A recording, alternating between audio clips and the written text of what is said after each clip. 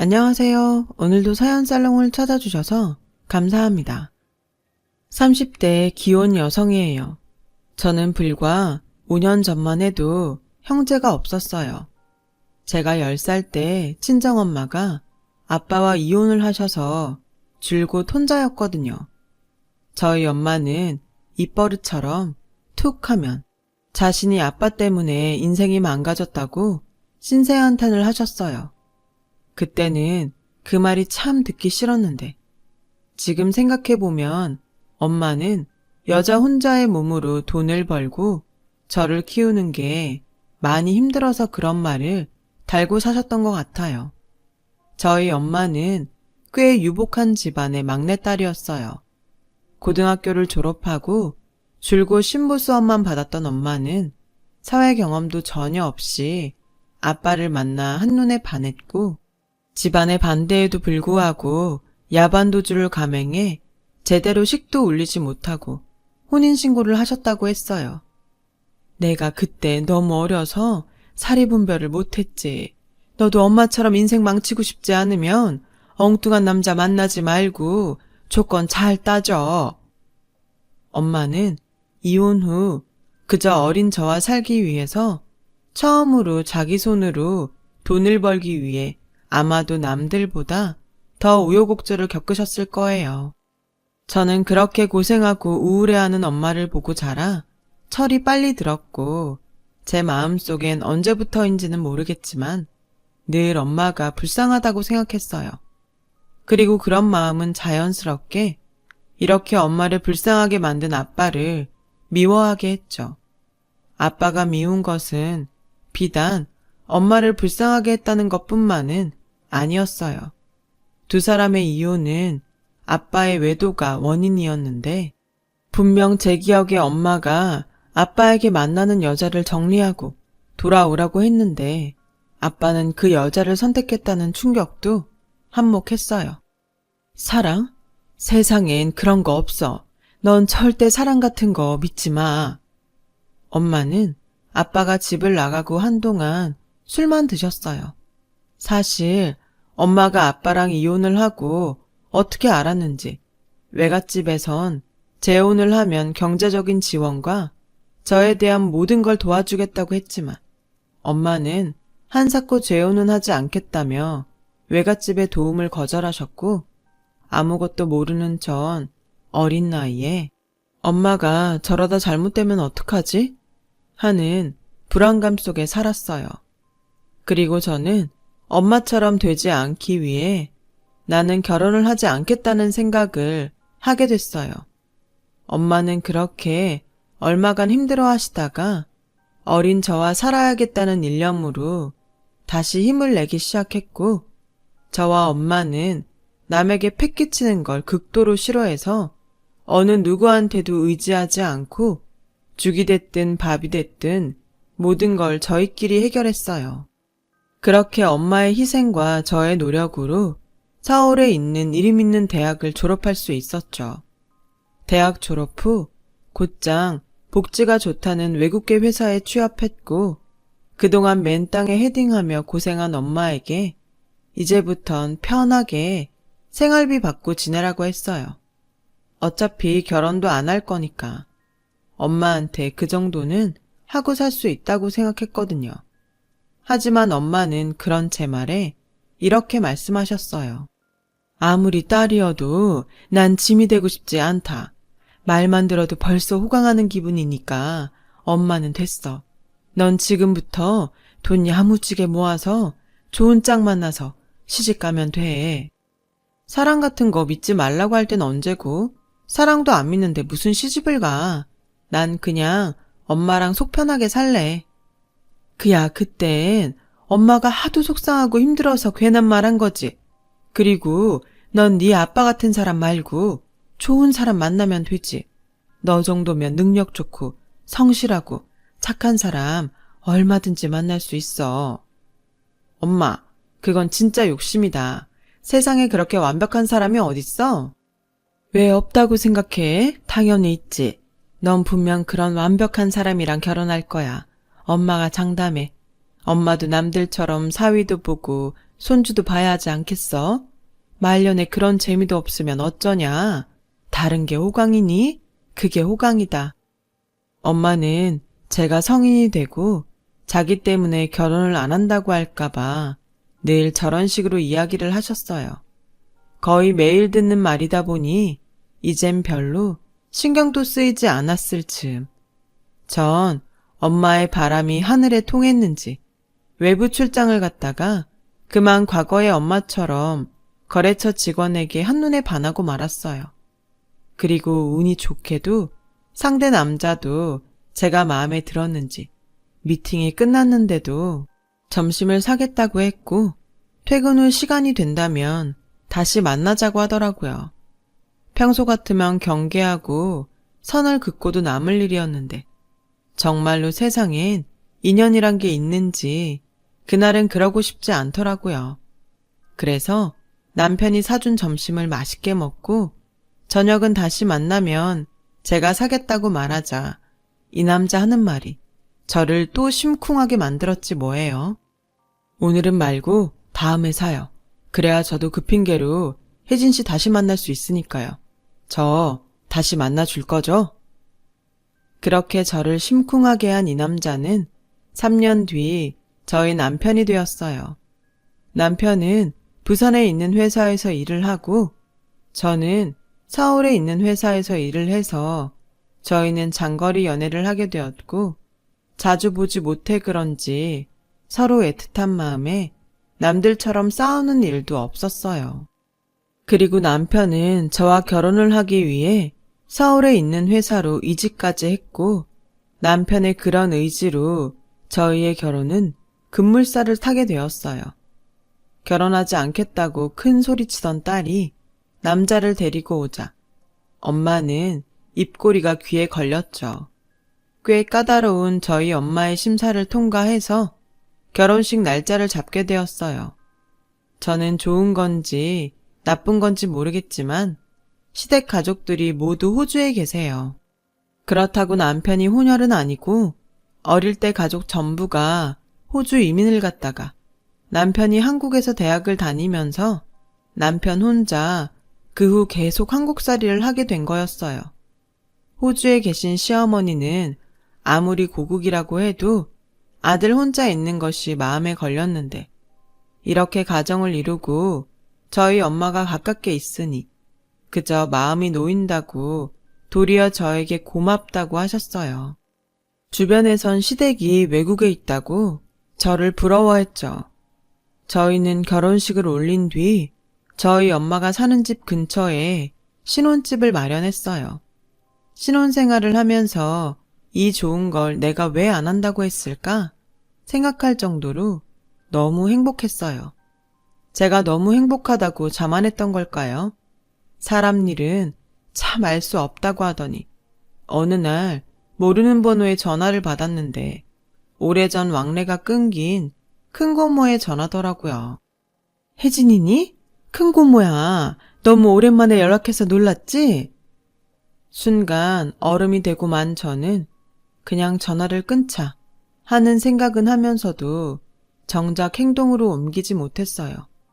그리고 그 결과 오늘 새벽에 아빠가 돌아가셨다는 소식을 듣게 되었어요. 벌써 20년이나 보지 않았던 아빠인데 기분이 참 이상하더라고요. 여보세요? 듣고 있니? 니네 엄마는 길길이 뛰겠지만 그래도 너한테는 아빠인데 장례식 정도는 와줬으면 해서 미진이한테 네 연락처 물어봤다. 미진이는 저랑 동갑인 사촌으로 큰 고모의 딸이에요. 엄마 아빠는 헤어졌어도 저랑 미진이는 사촌관계를 정리하지 않고 자매처럼 친구처럼 지냈거든요. 고모가 그걸 아시고 저에게 연락을 해오신 것 같았어요. 엄마도 알아요? 아빠 돌아가신 거. 그리고 아빠 그때 만나셨던 분하고 결혼하신 거 아니었어요? 그때 분명 그 여자한테 간다고 했던 것 같은데. 전 비로소 정신을 차리고 고모에게 물었어요. 저도 기분이 이렇게 이상한데 엄마는 어떨까 걱정이 됐거든요. 그게 고모가 참 할 말이 많은데 너나 네 엄마가 어떻게 생각할지 몰라서. 고모는 아빠가 돌아가시기 하루 전 들은 말이라며 저에게 이야기를 시작하셨어요. 엄마와 야반도주를 하고 결혼한 아빠를 저희 외갓집에선 끈질기게도 쫓아다니며 헤어지라고 협박했고, 그즘 설상가상으로 친할아버지의 도박빚을 받겠다며 사채업자들까지 아빠를 쫓아다니는 통에 아빠는 엄마와 저를 위해 여자가 생겼다고 거짓말을 하셨대요. 내가 좀 더 빨리 알았으면 어떻게든 네 엄마 찾아가서 내 동생 억울함은 풀어주고 싶었는데 그 입만 무거운 네 아빠 고집에 이렇게 너한테 먼저 말하게 되는구나. 저는 고모의 말을 듣고 정말 어안이 벙벙했어요. 어떻게 사람이 그런 큰 비밀을 안고 몇십 년을 살 수 있었을까요? 모두 다 거짓말처럼 믿기지 않았어요. 하지만 계속되는 고모의 말에 자기만 사라지면 외갓댁이 있으니까 엄마와 제가 살아가는데 큰 걱정 없이 살 수 있을 거라고 믿었답니다. 그런 아빠의 마음이 전해지는 것 같았고, 또 도망자처럼 여러 지방을 떠돌며 사시다 딱한 사연 있는 여자를 만나 순수하게 도와준다는 것이 인연이 되어 14년 전 딸을 낳아 그 딸을 위해 혼인신고를 하셨다는 아빠의 사연을 듣고 전 그저 혼란스럽기만 했어요. 제가 이런데 저희 엄마는 어떤 기분일지 상상만 해도 머릿속이 뒤죽박죽 되었죠. 살면서 단 한순간도 아빠 따위 보고 싶지 않았는데 아무 말 없이 돌아가신 아빠가 끝까지 야속하기만 했어요. 저는 고모한테 엄마를 생각해 아무 말도 하지 말라고 부탁했어요. 그리고 저 역시 이미 아내와 딸이 있는데 제가 장례식에 가면 뭐 하냐고 가지 않겠다고 되물었죠. 고모는 아빠의 두 번째 아내도 아빠보다 훨씬 먼저 세상을 떠났다고, 엄마까지 오는 건 어렵더라도 저라도 와줬으면 좋겠다고 끝까지 설득하셨어요. 그래도 나 말고 다른 딸이 있는데 이상한 오기가 발동해서 전 끝까지 가지 않겠다고 말했죠.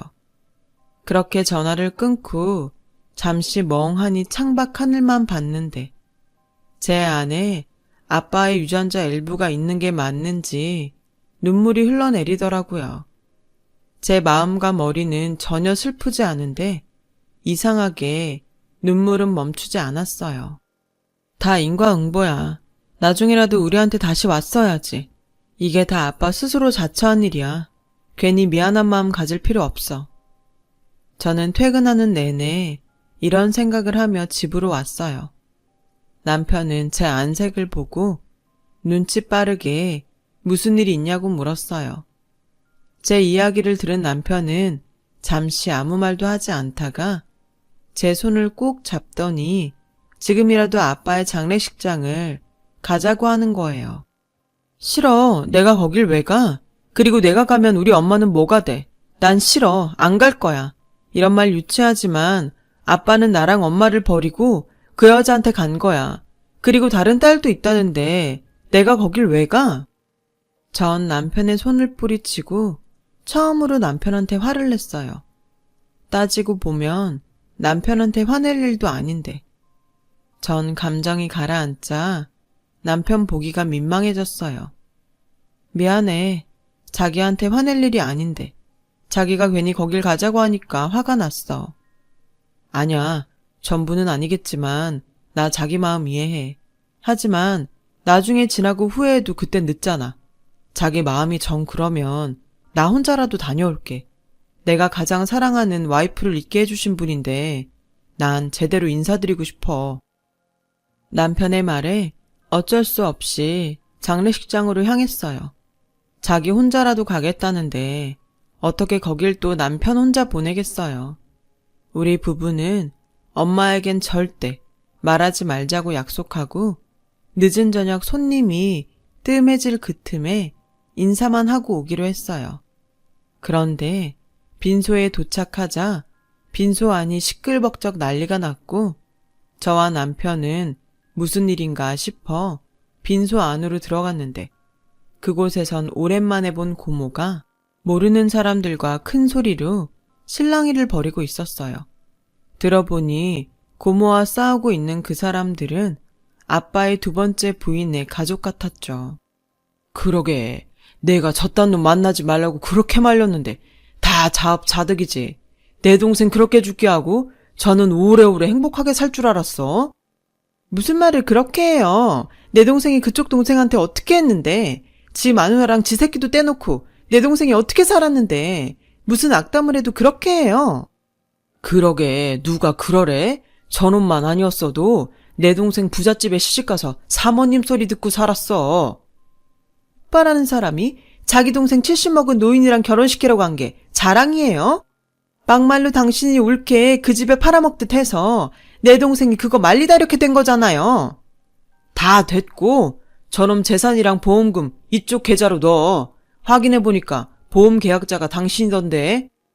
결국 돈 때문이었네. 내가 내 동생 걱정돼서 낸 보험금을 왜 그쪽한테 줘요? 그리고 말이 나와 하는 말인데 없기도 하지만 당신이 무슨 권리로 내 동생 재산을 달라는 건데요? 쟤라도 맡아서 키울 거예요? 미리 말하지만 난 절대 싫어요. 더 이상 당신 같은 사람이랑 엮이는 것도 싫고 내가 쟤 데려가면 양육비라도 좀 떼어줄 테니까 그럼 그렇게 하던가요.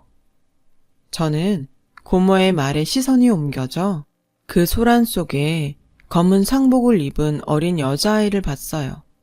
잔뜩 겁에 질리고 혼란스러워하는 여자아이의 모습이었는데 그 모습이 20년 전 엄마 아빠가 이혼을 앞두고 있었을 때 제 모습처럼 보였어요. 그때였어요. 그 아이와 제가 눈이 딱 마주쳤는데 저희는 아마도 그 순간 서로를 알아본 것 같았어요. 좋아. 내가 쟤 데려갈 테니까 대신 양육비 아주 넉넉히 줘야 할 거야. 고모와 실랑이를 하던 남자는 딱 봐도 돈을 받기 위해 아이를 데려간다고 말한 거였죠. 그리고 거칠게 아이의 옷자락을 잡아 끄는데 그 순간 저도 모르게 달려가 그 손을 잡았어요. 그리고 그 남자를 노려보며 이렇게 말했어요. 아직 상중이잖아요. 데려가더라도 장례식 끝나고 데려가세요. 넌 또 뭐야? 저는 저를 무섭게 쏘아보는 남자 앞에서 아무 말도 하지 못했어요. 언니라고 할 수도 모르는 사람이라고 할 수도 없었거든요. 그때였어요. 제 남편이 저와 아이를 막아서며 핸드폰을 꺼내 더 이상 소란스럽게 하면 경찰 부를게요. 라고 말하면서 상황을 종료시켰어요. 어머, 혜진이 왔니? 그래도 핏줄은 핏줄인가 보다. 어서 와서 아빠한테 인사해라. 불쌍한 내 동생, 살아서 못 본 딸, 이렇게 죽어서 보는구나. 고모는 울면서 말했어요. 저는 참 오랜만에 보는 아빠의 사진을 보며 다 잊었다고 자부한 어린 시절, 아빠와 좋았던 때들이 주마등처럼 스쳐 지나갔어요. 그리고 자꾸 이상하게 마음이 여자아이에게 끌리더라고요. 조용히 다가가 이름과 나이를 물었어요. 이름은 저와 같은 돌림자를 쓰는 것 같은 혜영. 나이는 저보다 14살이 어린 18살이라고 하는데 대답하는 동생의 얼굴에 어떤 감정도 느껴지지 않았어요. 그냥 모든 걸 다 포기하고 체념한 듯한 얼굴이었죠. 저는 고모의 배웅을 받으며 돌아가기 위해 차에 탔어요. 남편이 시동을 걸고 차가 한적한 도로를 달리기 시작하는데 순간 전 이대로 돌아가면 안 될 것 같은 이상한 기분에 남편에게 다시 장례식장으로 가달라고 했어요. 그리고 그 길로 달려가 동생에게 제 명함을 주며 이거 언니 번호야. 힘든 일 있으면 전화해. 멍청하게 참지 말고. 그리고 아까 그 남자한테는 절대 가지 마. 이유는 말 안 해도 알지? 만약 갈 데 없으면 언니한테 전화해. 꼭. 지금 생각해도 참 신기해요. 처음 보는 이복 동생에게 전 왜 그런 말을 했을까요? 저희 엄마가 알면 까무러칠 말들을 쏟아내고 전 집에 와서 핸드폰만 보며 밤을 꼴딱 새우게 되었어요. 그렇게 한두 달이 지나갔고 저는 그래, 이렇게 시간이 지나면 있겠지 하는 마음으로 일상으로 돌아왔는데 문득 동생이 생각나더라고요. 그러던 어느 날 자꾸 안 좋은 생각이 들어 고모에게 전화를 걸었어요. 고모, 그때 걔 지금 어디서 지내요? 걔? 아, 걔 내가 발인 끝나고 지 삼촌한테 데려다 줬는데. 그 삼촌이란 사람, 그때 고모랑 싸우던 사람 아니에요? 고모는 어떻게 그런 사람한테 애를 보내요? 그럼 어쩌니? 너 가고 계속 찾아와서 사람 힘들게 하는데. 그리고 내가 보낸 게 아니야. 지가 간다고 하더라. 근데 너 그거 마음에 걸려서 전화했니? 저는 고모한테 그 집 주소를 물었어요. 그리고 그 다음날 남편과 각자 휴가를 쓰고 그 집에 찾아갔어요. 동생은 가출하고 집에 없었어요. 어찌된 일인지 물어보고 싶었는데 그 남자는 대낮인데도 술에 취해 정신을 차리지 못해서 근처 파출소에 가서 가출 신고를 했고 딱 일주일 뒤 동생을 찾을 수 있었어요. 너 바보야? 내가 거기 가지 말라고 했지. 너 내가 준 명함 어쨌어? 버렸니? 제가 거기 가야 다른 사람들이 편해지잖아요. 삼촌은 평소에도 툭하면 아빠를 찾아와서 엄마가 죽은 건 다 아빠 때문이라고 돈을 달라고 했어요. 다른 건 몰라도 패기치고 사는 건 정말 싫어요. 그 순간 저는 마음이 저릿했어요. 어쩜 우린 이런 면을 아빠를 빼닮은 건지. 저도 그 패기치기 싫은 마음을 너무 잘 알 것 같았거든요. 그래서 더 아빠가 미웠는지 몰라요. 여튼 당분간 저희 집에 있으라고 했어요. 아마 그 삼촌이란 사람은 저희 집은 알지 못할 테니 동생이 안심하고 지낼 수 있을 거란 생각이었어요. 하지만 그런 제 생각은 한치 앞을 내다보지 못한 짧은 생각이었어요. 다음 날 저희 엄마는 과일을 너무 많이 샀다며 연락도 없이 저희 집에 가셨고 저와 남편도 없이 동생을 딱 마주하게 되었어요. 어머, 남의 집에 누구? 저는 언니 동생. 응? 뭐? 누구 동생? 여기 언니 동생이요. 뭐? 전 그날 급히 오후 반차를 내고 집으로 달려갔어요.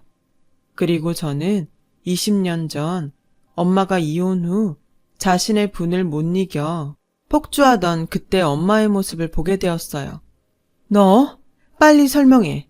얘가 지금 너 동생이라는데 난 너 말고 딸을 낳은 적이 없잖아. 근데 왜? 얘가 네 동생이라는 거야? 엄마, 진정해. 그냥 언니 동생 하는 사이도 많잖아. 뭘 이렇게 열을 내? 그냥 언니 동생? 넌 지금 이 엄마를 바보 등신으로 하는 거야?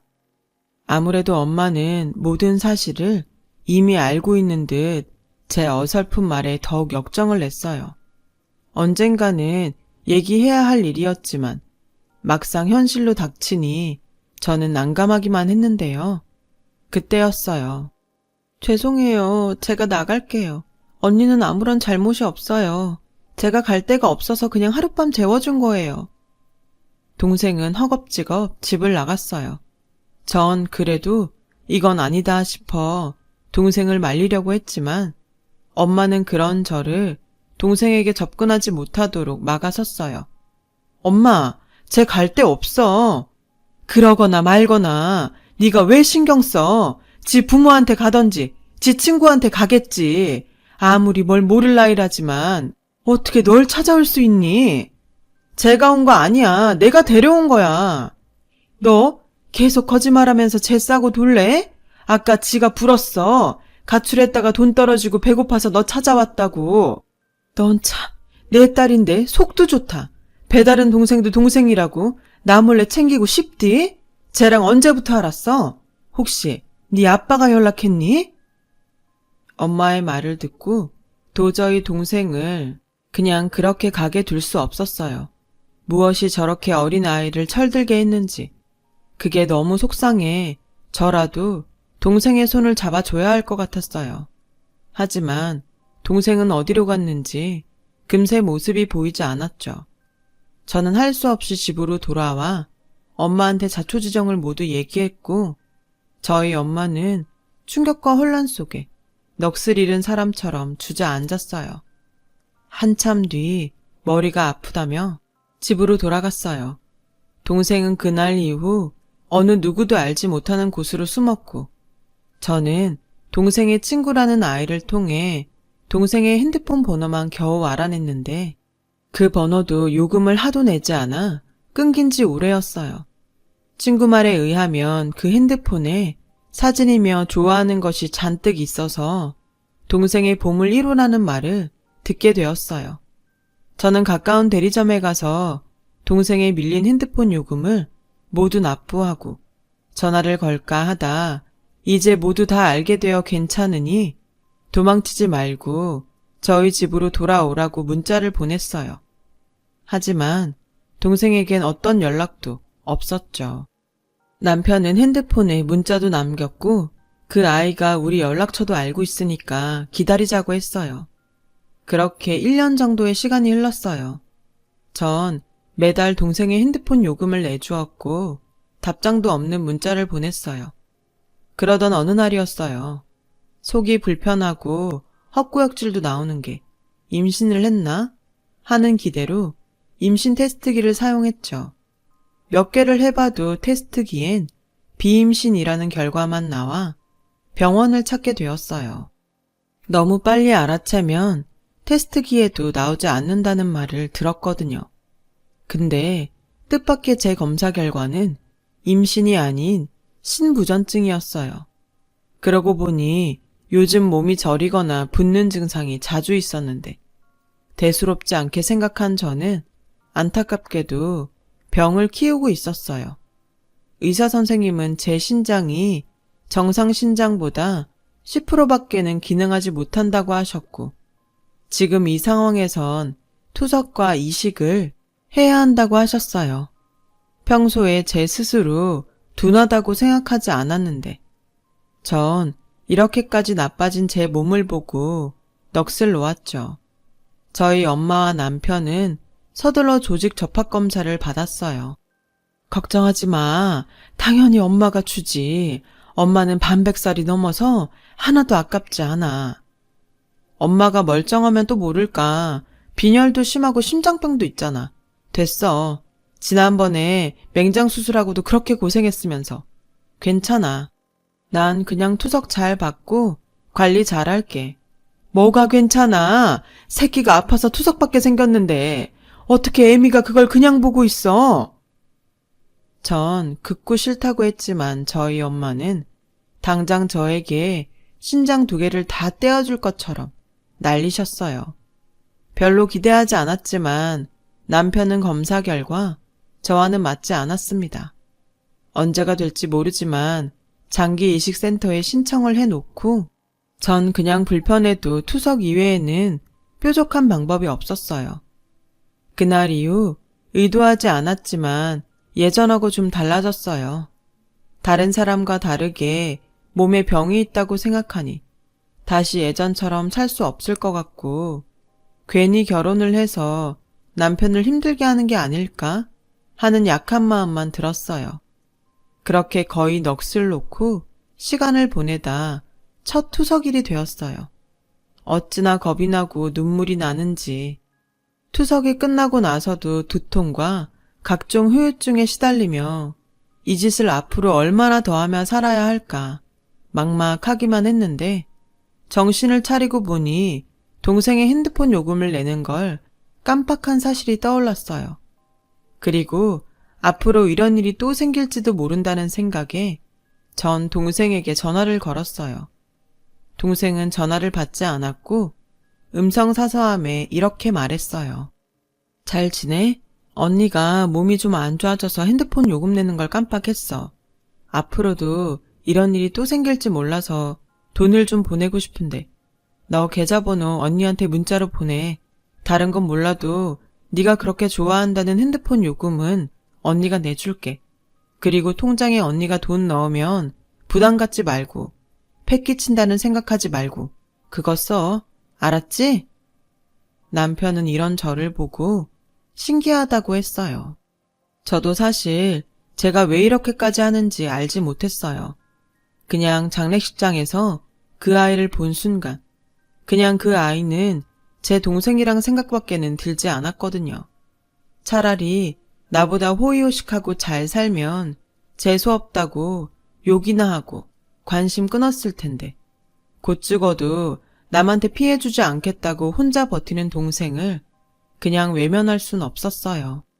그렇게 시간은 흘러 또 투석받는 날이 돌아왔고 그날도 정말 딱 죽고 싶다고 생각했는데 남편에게서 신장 이식해줄 공여자가 나타났다는 소식을 듣게 되었어요. 저도 저희 엄마도 너무 기뻐서 울며 공여자에게 큰 절이라도 하고 싶은 심정이었는데 글쎄 수술 후 깨어나 보니 제 옆에 동생이 누워있는 게 아니겠어요? 순간 마취도 덜 깼는데 정신은 또렷해져 갔어요. 제가 핸드폰 요금 어쩌고 하면서 음성 사서함을 남긴 게 마음에 많이 걸리더니 나중에 알고 보니 역시였어요. 마취를 깨고 남편이 그러더군요. 미안해. 나도 그때는 절박해서 당신 동생이 해보겠다는 걸 말리지 않았어. 어차피 하고 싶어도 조직검사에 맞지 않으면 못하는 거잖아.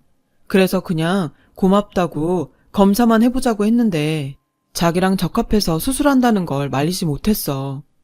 그래도 말했어야지. 내가 쟤한테 신장이나 받자고 그동안 기다렸어. 그때였어요. 다행히 저보다 회복이 빨랐던 동생이 그래도 힘들게 링거대를 끌고 저희 병실로 들어와 이렇게 말했어요. 내가 한다고 고집 피웠어요. 언니한테 뭐라도 도움이 되고 싶어서. 그러니까 여기 아저씨한테 뭐라고 하지 마세요. 전 제가 그래도 이렇게 해줄 수 있어서 너무 좋으니까. 동생은 회복이 빠르다고 하나 수술을 받은 지 얼마 안 돼서 힘들어 보였고 전 남편에게 얼른 병실로 데려다 주라고 했어요. 그리고 모든 사실을 들은 엄마도 제 병실로 찾아왔는데 제 남편이 맡겼다는 동생의 지갑을 보라며 저에게 건네주셨어요. 전 동생의 지갑을 여는 순간 수술했다는 사실도 잊고 그만 펑펑 울어버렸어요. 1,000원짜리 지폐가 딸랑 2개 들은 낡고 초라한 동생의 지갑 속에 신분증 넣는 칸엔 제가 장례식장에서 줬던 명함이 들어있었고 명함에 적힌 제 이름 옆에 동생이 적은 것으로 보이는 우리 친언니라는 예쁜 글씨가 보였거든요. 그날 이후 저희 엄마는 아빠에 대한 미안함과 안타까운 마음으로 동생에게 조금씩 마음을 열어주고 계세요. 저에게 신장을 준 것도 정말 고맙고 저에게 새 삶을 주었으니까요. 동생이 그동안 힘들게 산 세월을 조금이라도 당신께서 보다듬고 싶으시대요. 그리고 얼마 전 동생의 아빠가 돌아가신 후 학교에 거의 가지 않아 퇴역 처리가 되었다는 사실을 알게 되었는데 저보다 저희 엄마가 먼저 교육청에 가서 어떻게든 다시 학교에 갈 수 있게 해달라고 사정을 하셨어요. 그 결과 동생은 저희 엄마의 노력 끝에 다시 학교에 다니게 되었어요. 비록 또래보다 어린 아이들과 학교에 다니지만 조금씩 얼굴에 생기를 찾아가는 동생을 보면 그렇게 좋을 수가 없더라고요. 전 동생이 준 신장으로 빠르게 회복해 다시 꿈에 그리던 일상으로 돌아왔고 저는 명함이 아닌 진짜 동생의 언니로서 예전에는 전혀 생각지도 않았던 자매의 삶을 살고 있어요. 남편도 갑자기 처제가 생겨서 처음엔 어색해했지만 지금은 저희 엄마까지 포함해 저희 세 여자를 위해 기꺼이 굳은 일을 마다하지 않고 있어요. 그리고 지금은 엄마한테는 절대 말하지 못할 생각이지만 아빠가 돌아가시면서 저에게 동생을 부탁하고 간 것이 아닐까 하는 생각도 들어요. 남에게 너무 피해 끼치기 싫어해서 우리를 두고 가버린 아빠의 성격을, 그리고 그걸 닮은 저와 제 동생의 성격이 정말 싫었는데 아빠의 엄청난 비밀이 아니었다면 오늘 같은 날은 오지 않았겠죠. 저는 앞으로 동생에게 받은 은혜를 평생 갚으며 살 거예요.